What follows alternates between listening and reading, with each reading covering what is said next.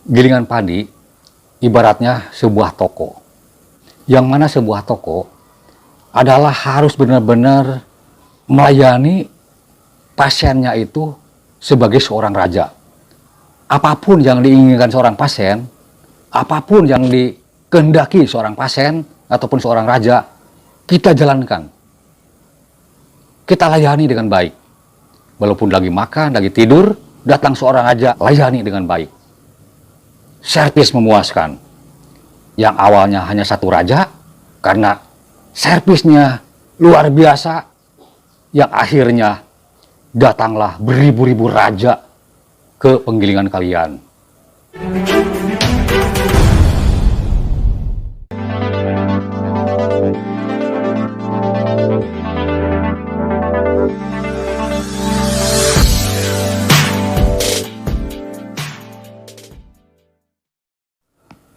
Assalamualaikum warahmatullahi wabarakatuh. Selamat berjumpa kembali teman-teman semua, khususnya para pengelola penggilingan padi dimanapun kalian berada saat ini. Mudah-mudahan semuanya pada sehat dan usahanya pada lancar dan pada maju. Usaha gilingan padi ibaratnya sebuah toko, harus melayani pelanggannya dengan baik. Ibaratkan seorang raja, apapun yang diinginkan seorang pembeli, kita layani. Pertama, pelayanan dalam bahasa, pelayanan dalam tingkah laku, dan berbagai macam pelayanan di sini. Nah, penggilingan padi pun sama, teman-teman. Itu ibaratkan toko.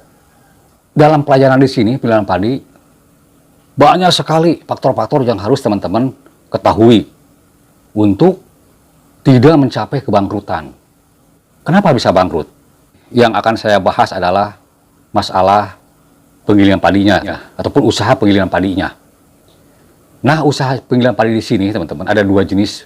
Yang pertama yang sering saya bahas adalah penggilingan padi tingkat amatir. Adalah amatiran, ataupun para pemula, ataupun para bawahan yang hanya mengelola order-order kecil. Itu namanya tingkat amatir. Dan juga sarananya juga, ataupun permesinannya juga, itu sangatlah sederhana. Itu yang sering saya bahas adalah tingkat amatir. Yang kedua adalah tingkat senior. Itu nggak usah dibahas lagi, karena segala macamnya serba otomatis, mesin canggih, itu namanya para senior. Nah, penggilingan padi amatir di sini bisa dikelola dua macam ataupun dua jenis usaha. Yang pertama, hanya mengelola jasa ataupun menerima jasa yang menggiling para petani ataupun para pemakai saja. Itu namanya hanya pelayanan jasa saja. Dan ada juga yang menerima jasa dan juga mengelola gilingan sendiri, karena kita menampung padi ataupun jual beli beras. Nah, di sini teman-teman, jadi ada dua jenis ataupun ada dua jenis usaha penggilingan padi. Nah, yang akan saya bahas kali ini adalah penggilingan padi tingkat amatir yang melakukan jasa giling. Nah, kenapa saya membahas soal ini? Karena banyak sekali teman-teman kita yang usaha gilingannya itu tidak maju-maju ataupun tidak berkembang pesat. Jalan di tempat, hanya cukup untuk makan. Nah, perlu teman-teman mengetahui faktor-faktor mana saja yang bisa mengakibatkan kebangkrutan ini, ataupun gara-gara kebangkrutan ini. Terlalu jalan di tempat juga sama dikatakan saya bangkrut, teman-teman, ya, karena tidak berkembang. Yang tidak bangkrut itu yang berkembang, yang maju, banyak untungnya, walaupun usaha kecil. Nah, itu. Oke, teman-teman semua, ya, sebelum lanjut, saya mohon berbagi dulu. Silahkan klik dulu tombol like-nya yang menyukai video ini, dan juga komennya ditulis di kolom komentar di bawah mengenai isi video ini, dan juga tombol subscribe-nya yang masih merah, silahkan klik dulu, dan notifnya juga jangan ketinggalan, silahkan dibunyikan. Oke, terima kasih. Nah, teman-teman semua, tadi saya bilang penggilingan padi juga sama ibarat toko. Jadi pelayanan di sini harus benar-benar teman-teman lakukan yang super buat para langganan kita. Karena tadi sudah saya katakan, walaupun usaha kecil, tetapi kelebihan atau keuntungan kita bisa mencukupi. Nah, itu yang namanya usaha maju. Nah, penggilingan padi amatir ataupun tingkat amatir, di sini ada beberapa jenis. Mungkin di tiap tempat berbeda-beda. Nah, kalaupun di tempat saya namanya penggilingan padi hanya menggiling para petani saja. Jadi bentuk bangunannya itu kecil, hanya menerima ataupun menampung para petani saja. Dan juga ada gilingan keliling, yang keliling itu kemana-mana menggunakan roda, ada yang menggunakan mobil, bermacam-macam di situ jenisnya. Sama, itu juga sama ya teman-teman. Jadi hanya melayani jasa. Nah, kenapa hal ini bisa terjadi ataupun ada gara-gara kebangkrutan? Poin-poin inilah yang harus teman-teman lakukan supaya penggilingan kita tetap berkembang dan banyak untungnya. Poin yang pertama yang harus teman-teman ketahui tadi sudah saya katakan. Pasien harus kita anggap raja. Utamakan servis ke pasien. Nah, waktu kedatangan pasien ataupun para petani yang mau menggiling, kita jangan melihat dari sosoknya si pasien itu. Wah, saudara saya. Wajahnya juga wajah petani, kusam. Wah, tidak pakai sendal. Hanya kita lakukan senonohnya. Jangan, teman-teman. Jangan begitu. Ini adalah raja kita. Walaupun dia tidak pakai sendal. Itu adalah seorang raja datang ke tempat kita.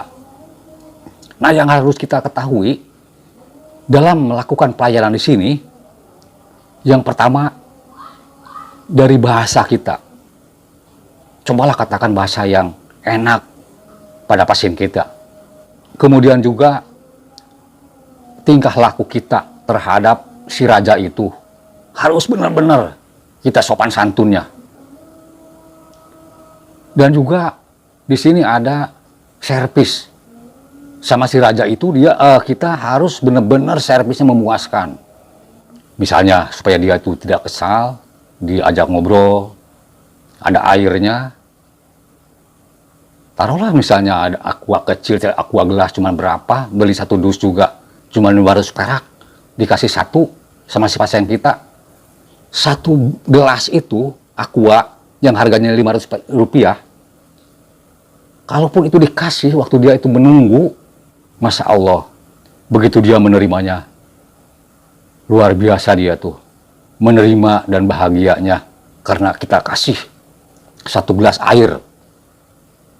Nah, itu teman-teman ya. Jadi, dari hal yang sepele semacam itu, kebahagiaan seorang pasien itu luar biasa. Nah, itu harus diperhatikan untuk tingkah laku kita ataupun servis kita terhadap pasien ataupun waktu yang menunggu. Kemudian kita diajak ngobrol, kalaupun tidak diajak ngobrol, di situ misalnya ada hiburan apa, walaupun di penggilingan padi gitu, misalnya di situ ada radio ataupun apa ya, TV di situ, jadi dia tuh tidak jenuh waktu nunggu.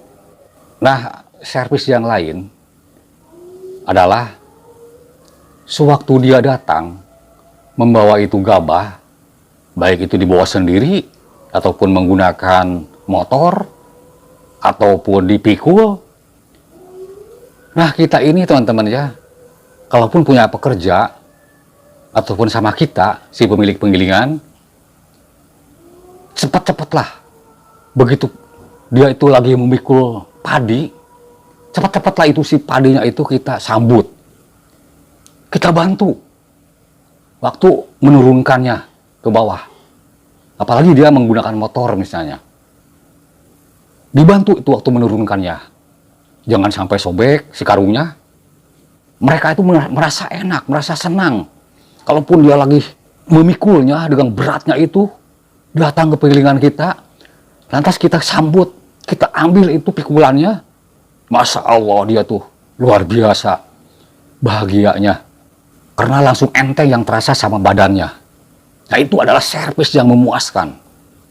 Itu baru datang pasiennya, servis udah langsung. Karena raja kita. Nah, di situ juga ada tempat duduk. Baik itu ada karung yang menjajar di situ, ataupun ada kursi, ataupun bangku ya, kalau tempat saya yang panjang itu enak itu. Tetapi itu bangku, kalaupun ada bangku yang berhadapan dengan angin, supaya enak. Nah, itu adalah servis yang memuaskan juga itu, macam itu teman-teman ya. Sehingga nantinya itu ada kesan di hatinya. Enak saya menggiling di sini. Bahkan teman-teman saya juga, saudara-saudara saya akan saya ajak ke sini. Tidak akan saya pindah kemana-mana lagi ngegiling. Itu adalah servis teman-teman ya. Nah, supaya penggilingan kita tetap berkembang. Nah, walaupun kita tidak menggiling ataupun jual beli beras ataupun padi, tidak membeli padi dan tidak mengelola padi, dengan servis-servis itu sama pasien kita, ini sama saja teman-teman, sama itu. Kalaupun kita nengkulak, hanya banyak saja, tetapi kan itu walaupun banyak, itu kan tengkulak harganya beda dengan petani. Taruhlah misalnya kalau tengkulak harganya, kalau petani harganya misalnya Rp70 per kilogram misalnya. Kalau tengkulak kan hampir setengahnya. Nah, itu saya rasa sama saja teman-teman ya. Jadi teman-teman jangan kecil hati walaupun hanya menerima jasa giling saja. Maksudnya tidak mengelola dan jual beli beras.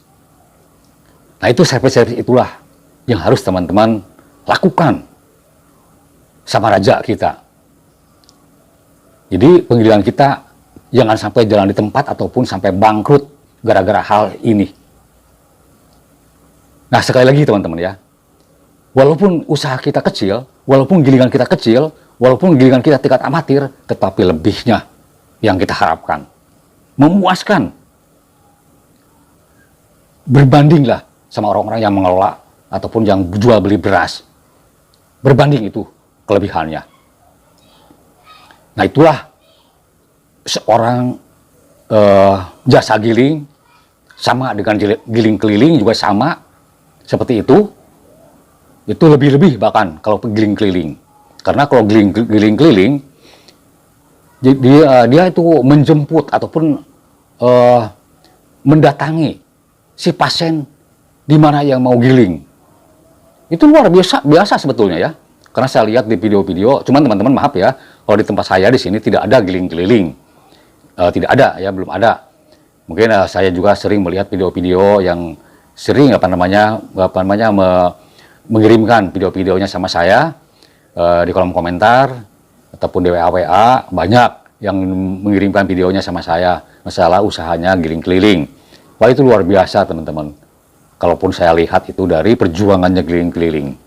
Selain dia itu mendatangi dengan mobilnya itu ya ke rumahnya si yang punya padi yang mau menggiling, kemudian juga yang punya padi itu tetap aja duduk manis di rumahnya. Kita ambil di mana dia gudangnya, tempat penyimpanan padinya. Kita ambil, kita bawa. Nah, itu ya, kita bawa.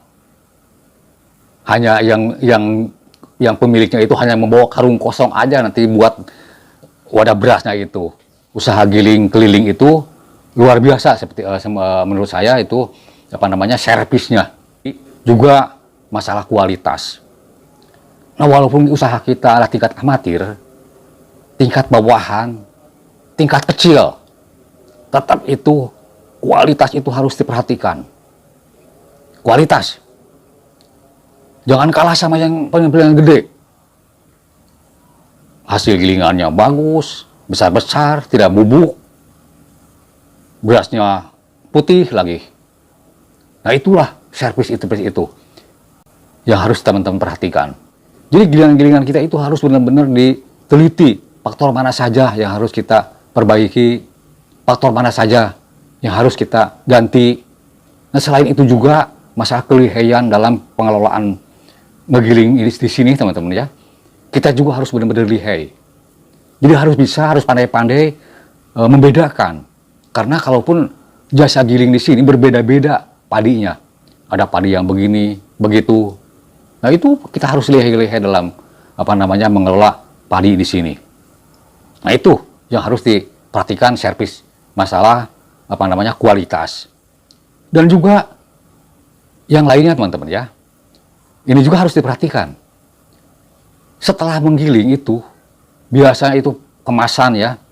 Jadi pengemasan hasil giling berasnya itu, jadi jangan dibiarkan. Kita kemas, kita ikat, karungnya kita ganti dengan karung yang bagus, ataupun dia bawa karung sendiri. Tapi kita dalam memasukkan beras, itu si karung itu walaupun bawa dia dari rumahnya, kita harus lihat dulu di dalamnya. Takutnya karungnya kotor. Kalau kotor dibalik dulu ataupun dibersihkan dulu, baru diisi. Setelah penuh ditimbang, baru diikat. Kalau dia bawa motor, kita taikin ke motornya. Wah, luar biasa itu servis teman-teman. Nah kemudian juga, setelah selesai menggilingnya, itu si dedeknya itu juga harus diperhatikan. Harus diperhatikan dedeknya juga.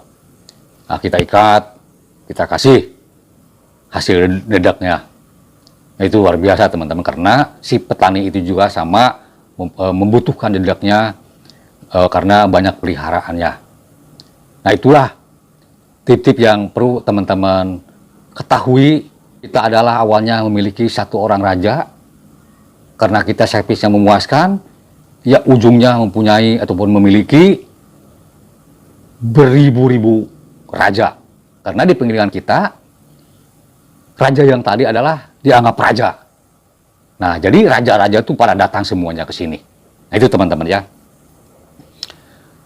Sekali lagi saya menghimbau sama teman-teman semua, walaupun usaha kita kecil, tingkat amatir, tapi hasilnya yang kita harapkan adalah memuaskan. Oke? Terima kasih banyak Anda sudah menonton video saya dari awal sampai akhir. Mudah-mudahan gilingan kalian pada maju, pada sukses semua. Sampai jumpa di video berikutnya. Ambil yang baiknya dan buang yang jeleknya. Tolong di subscribe dulu yang belum subscribe. Wabillahi taufiq wa hidayah. Wassalamualaikum warahmatullahi wabarakatuh.